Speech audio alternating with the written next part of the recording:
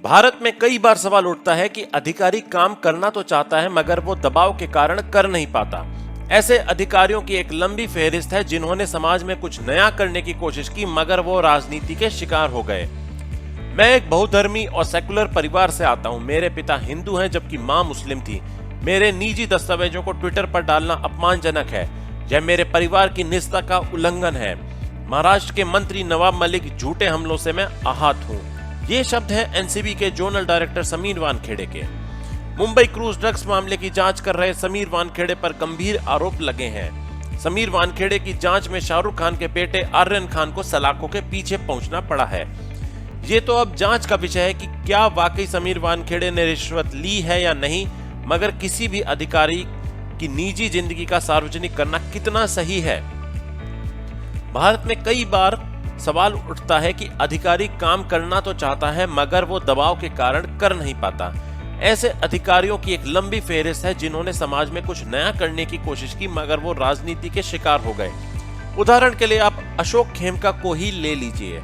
एक दिन पहले ही 1991 बैच के आईएएस ऑफिसर अशोक खेमका को 30 साल की सर्विस में 54वीं बार ट्रांसफर कर दिया गया है।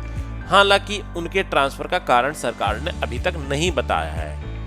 मुंबई क्रूज ड्रग्स मामले की जांच एनसीबी के जोनल डायरेक्टर समीर वानखेड़े कर रहे हैं। इस मामले में बॉलीवुड के दिग्गज अभिनेता शाहरुख खान के बेटे आर्यन खान जेल में हैं। समीर वानखेड़े पर अब गंभीर आरोप लगे हैं। उन आरोपों पर उन पर आंतरिक जांच भी बैठाई गई है। उनको दिल्ली तलब किया गया है जहां संभव है कि उनसे बातचीत की जा रही है। मगर अब यहां पर एक सवाल उठना लाजमी है कि आखिरकार अभी जब इस मामले की जांच की जा रही है तभी उन पर ये आरोप लगाए जाने थे। महाराष्ट्र के मंत्री नवाब मलिक जो उन पर इतना बौखला गए हैं कि उन्होंने नौकरी तक छीन लेने की बात कह डाली थी। उन्होंने समीर के निजी जिंदगी से जुड़े कुछ पेपर भी सोशल मीडिया पर पोस्ट कर दिए गए हैं, जिसके बाद एनसीबी के जोनल डायरेक्टर ने 2 हलफनामे दायर किए हैं। इन हलफनामों में समीर वानखेड़े ने अपनी निजी जिंदगी का सारा हिसाब किताब बता डाला है। एनसीबी के जोनल अधिकारी समीर वानखेड़े ने कोर्ट में 2 हलफनामे दाखिल किए हैं। उन्होंने कहा है कि एनसीबी की जांच को भटकाने की कोशिश की जा रही है। इससे पहले समीर वानखेड़े ने पुलिस कमिश्नर को भी पत्र लिखा था। समीर वानखेड़े की ओर से कोर्ट में 2 हलफनामे दाखिल किए गए हैं। उन्होंने कोर्ट में कहा है कि एनसीबी की जांच को भटकाने का प्रयास हो रहा है। कई लोग गवाहों को दबाव बना रहे हैं जिससे गवाह मुकर गया है और जांच प्रभावित हो रही है।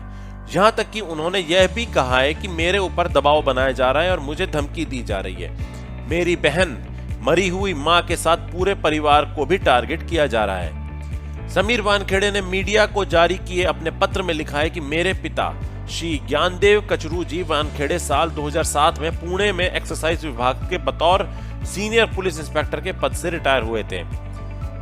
मेरे पिता एक हिंदू और मेरी स्वर्गीय मां जाहिदा एक मुसलमान थी। मैं एक कंपोजिट द्विधर्मीय और सेकुलर परिवार में पला बड़ा हूं। मुझे इस बात का गर्व है।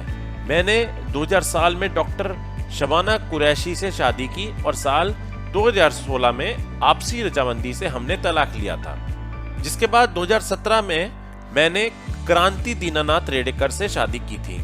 वानखेड़े ने कहा कि मेरे और मेरे परिवार से जुड़ी हुई चीजों को जानबूझकर ट्विटर जैसे सार्वजनिक प्लेटफॉर्म पर शेयर किया जा रहा है। यह मेरी फैमिली की निजता के लिए भी खतरनाक है। इसके अलावा मुझे और मेरे परिवार को बदनाम करने की साजिश मंत्री नवाब मलिक की तरफ से बीते कुछ दिनों से लगातार की जा रही है, जिसकी वजह से मैं काफी तनाव में हूँ। नारकोटिक्स कंट्रोल ब्यूरो के अधिकारी समीर वानखेड़े की मुश्किलें बढ़ती हुई नजर आ रही हैं। एक के बाद एक उनके ऊपर हो रहे आरोपों के मद्देनजर अब उनके खिलाफ इंटरनल इंक्वायरी का आदेश जारी किया गया है। विभागीय जांच का यह आदेश नारकोटिक्स कंट्रोल ब्यूरो के डीजी ने जारी किया है। अब समीर वानखेड़े के खिलाफ नारकोटिक्स कंट्रोल ब्यूरो के विजिलेंस टीम जांच करेगी।